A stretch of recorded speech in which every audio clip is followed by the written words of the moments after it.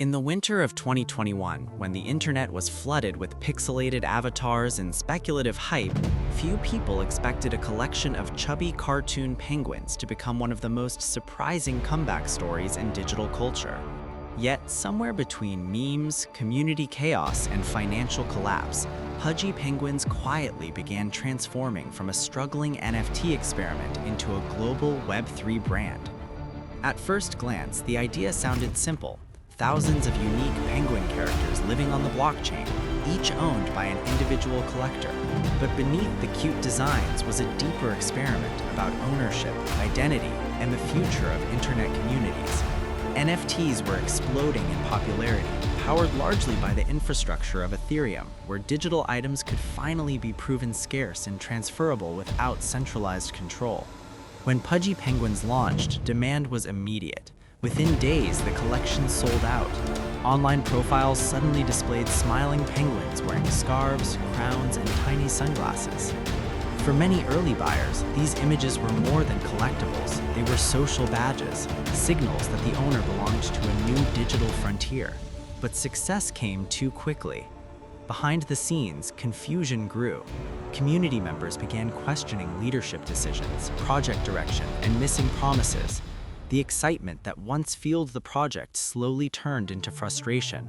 Prices dropped, trust weakened, and many observers assumed Pudgy Penguins would fade away like countless other NFT projects that rose during the boom only to disappear months later. Then, something unexpected happened. Instead of dying, the community refused to let the penguins vanish. Holders continued creating memes, artwork, and stories. The characters had developed personalities. People weren't just investing in images anymore. They were emotionally invested in a shared identity. In 2022, entrepreneur Luca Netz acquired the project, marking a turning point that few predicted. Rather than treating Pudgy Penguins purely as speculative assets, the new vision focused on brand building, turning digital characters into recognizable cultural icons. The strategy was radically different from typical crypto projects. Instead of promising technical revolutions or complex financial utilities, the team leaned into something surprisingly traditional: storytelling, accessibility, and mainstream appeal. The goal was simple: make people love the penguins even if they knew nothing about NFTs. Soon, animated content began appearing online. Social media accounts showcased wholesome humor rather than market speculation. The tone shifted away from crypto jargon towards positivity and community inclusion. Slowly, the brand started attracting audiences outside the blockchain world. Then came a move that shocked many Web3 observers. Pudgy Penguins entered physical retail. Plush toys based on the digital characters appeared in stores, allowing children and families, people who had never heard of NFTs, to interact with the brand in real life. Each toy included digital connectivity, linking physical ownership to blockchain experiences. It was a bridge between two worlds: tangible products and digital ownership. For the first time, an NFT collection wasn't just living online, it was sitting on store shelves. This shift represented something larger happening across the internet. Early NFTs focused heavily on scarcity and speculation. Pudgy Penguins began exploring emotional connection instead. The characters were friendly, non-threatening, and universally understandable. In a space often dominated by technical complexity, simplicity became their greatest strength. Meanwhile, the broader NFT market experienced dramatic ups and downs. Prices surged and crashed. Headlines declared the death of digital collectibles more than once. Yet Pudgy Penguins continued expanding quietly, building partnerships, improving storytelling, and strengthening its community culture. Collectors noticed something unusual. Value was no longer driven purely by hype cycles. Instead, it was tied to brand recognition and long-term vision. Ownership evolved. Holding a penguin wasn't just about resale potential. It granted participation in a growing ecosystem.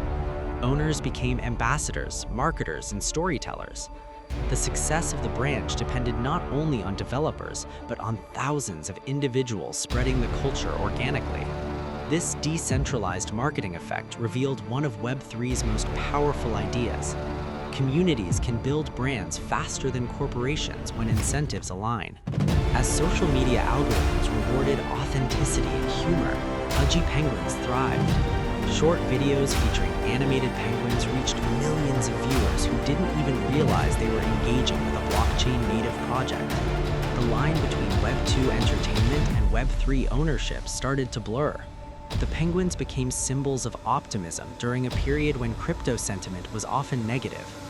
Instead of focusing on prices, the brand emphasized belonging. Instead of exclusivity, it embraced approachability. And that shift may explain its survival. Historically, internet culture rewards projects that feel human. Memes spread not because of technology, but because of emotion. Pudgy Penguins tapped into nostalgia, soft characters, friendly expressions, and humor that felt safe in a chaotic digital world. Behind the scenes, the strategy hinted at something bigger. Intellectual property owned collectively by a decentralized community could compete with traditional entertainment franchises. Imagine a future where characters are not owned by a single corporation, but shared among thousands of stakeholders worldwide. Every holder becomes partially responsible for expanding the universe.